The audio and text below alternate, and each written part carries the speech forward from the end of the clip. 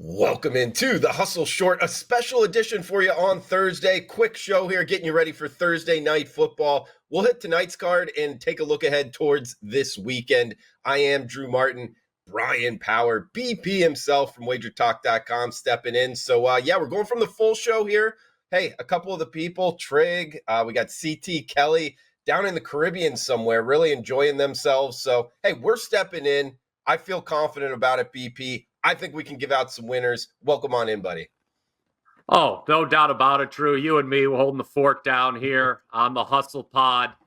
Thursday night football to look forward to. Buddy, I wouldn't have it any other way. I think we can more than fill in for our usual outstanding panel here on the show. Sure, man. Well, let's get into it. Cincinnati and Baltimore. Let's not bury the lead here. We got -3 in the hook or -4, depending where you're shopping. That's the Ravens is the home favorite. 46.5 being the total. BP, 11 straight primetime unders.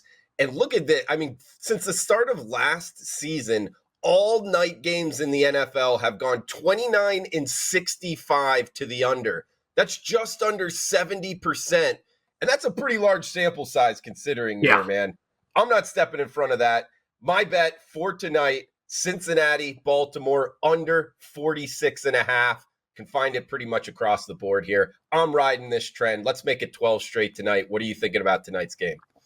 Yeah, I was reading this morning as well, Drew, if you add in the international games as well, just standalone games in general in the NFL, the under trend gets even more ridiculous. So, yeah, it's 25-7 overall this season, Thursday, Sunday, Monday night games, as you mentioned, 11 straight winners. And I know the word over, as you laid out and the trends say, is basically tantamount to poison with these primetime games.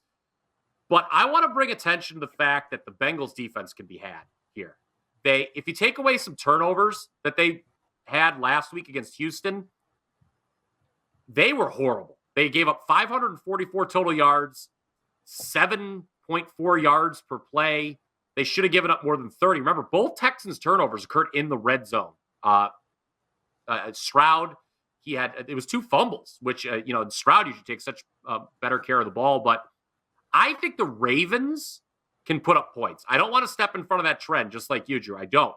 But I think the Ravens can put up points against what I think is a suspect Cincinnati defense. And you want to talk about trends. We should mention this too, just as we talk about the game in a broad sense.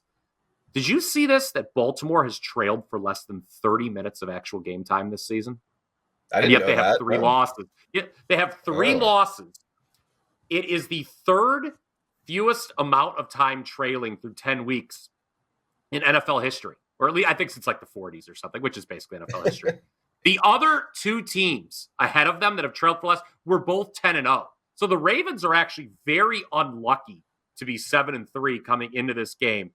I faded Cincinnati last week. I absolutely thought Houston could pull the upset, which they did. CJ Stroud, my God, what a rookie season he's having. So I know Lamar Jackson's operating behind a banged up offensive line, but the Ravens average 30 points per game at home, Drew. I don't think they're good to that, but I think they can go over their team total of 24.5 tonight. That is the way I would bet this game, and we shall see if that primetime under trend continues. But I do think the Ravens can put up points. So, BB, I almost got to say here, like, if for the people watching, if we're going team total over and they're taking our advice and then going game total under, it's not really correlated. I mean, obviously, there's a chance it could happen. I don't know if we should talk them off of it. Any thoughts on that? And any thoughts on the Boston College Pitt game tonight? A little, if you got 2 TVs here, we do have college football. I find it surprising that Pitt -2 and a hook as the home favorite, but what's their record? 2-8. I think that's the market telling us something here, man. Follow that. Give me the Panthers if you need something. Yes, I agree. I actually previewed this game elsewhere on the Wager Talk YouTube channel. People could check that out. All of our exclusive game previews we have in both college and NFL. I took that one, and I had the same exact statement, Drew, that a 2-8 team being favored, that speaks volumes. And the money coming in on them as well, right? I mean, that's another sign.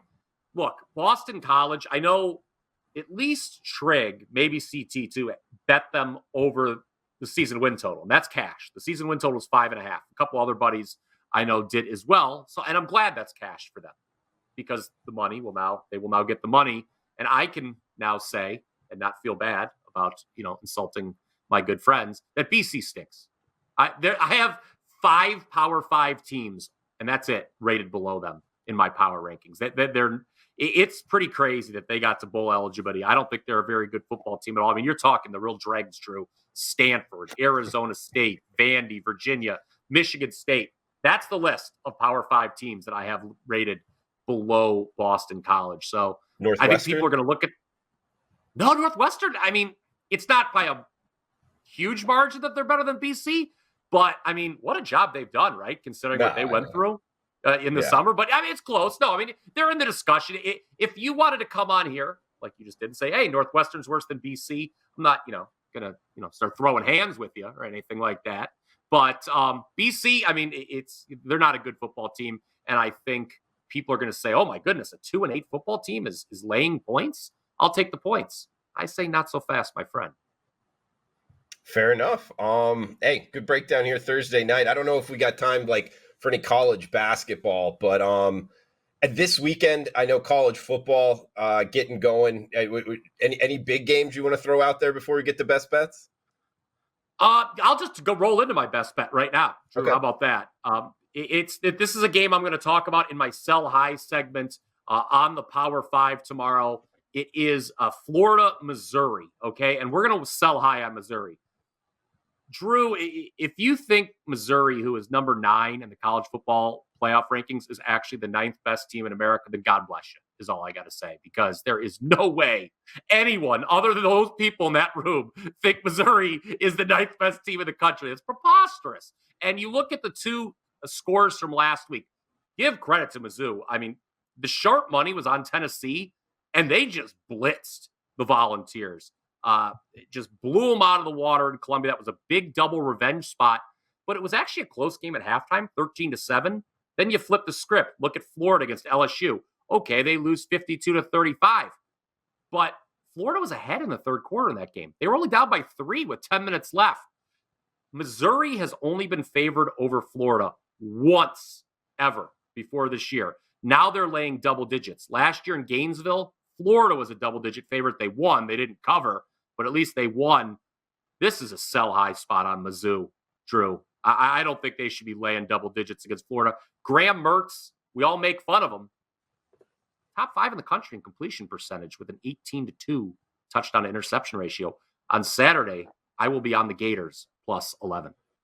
It almost makes you wonder, I mean, with that completion percentage, why aren't they better? Why aren't they better offensively? They have one big win over Tennessee. Everything else is a loss in the big games anyway. It's kind of head-scratching in a sense. It is. VP.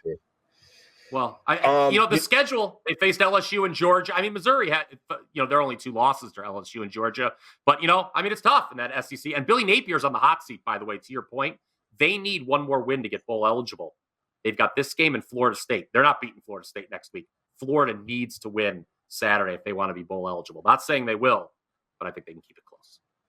He just got hired last year, right? That was his first year. They go to a bowl game, and then this year, it's kind of the same situation almost in terms of coming into the bowl game, and they're already going to fire him. I mean, what in the SEC, there's 3 head coaches that had their job in 2019. This is getting ridiculous. Firing guys, giving them $76 million to walk away. How do I get one of these gigs in the SEC? I know, really. I mean, Jimbo Fisher, he's probably not too upset about the job. But I mean, look, I'm not trying to give anyone your address here. I mean, you live in SEC country, right? I mean, yes. These fan bases are insane. If you don't do an immediate turnaround, they just want to run you out of town on a stick.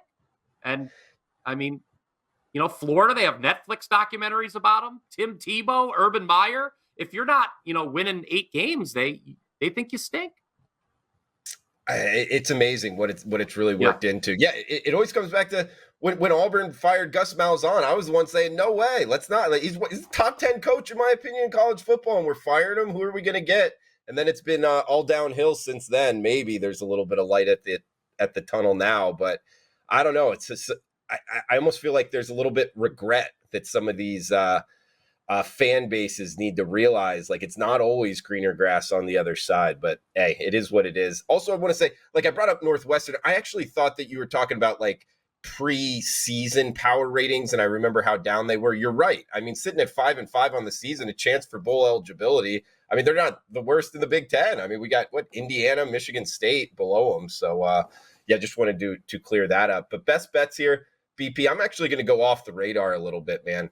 UTEP under the total, guys, versus Middle Tennessee State. Yes, I'm talking about a 3-7 versus 3-7. No bowl game for either of these two teams. It's stacked at 2 p.m. Eastern on a stacked Saturday card. Who would bet it? I would bet it. They're not getting into the 50s here, guys. I bet under 48 as the total. Dana Dimmel, we know he doesn't take chances on the UTEP side of things. And Middle Tennessee State, there's an angle I really like here. Rick Stockstill actually talk about one of the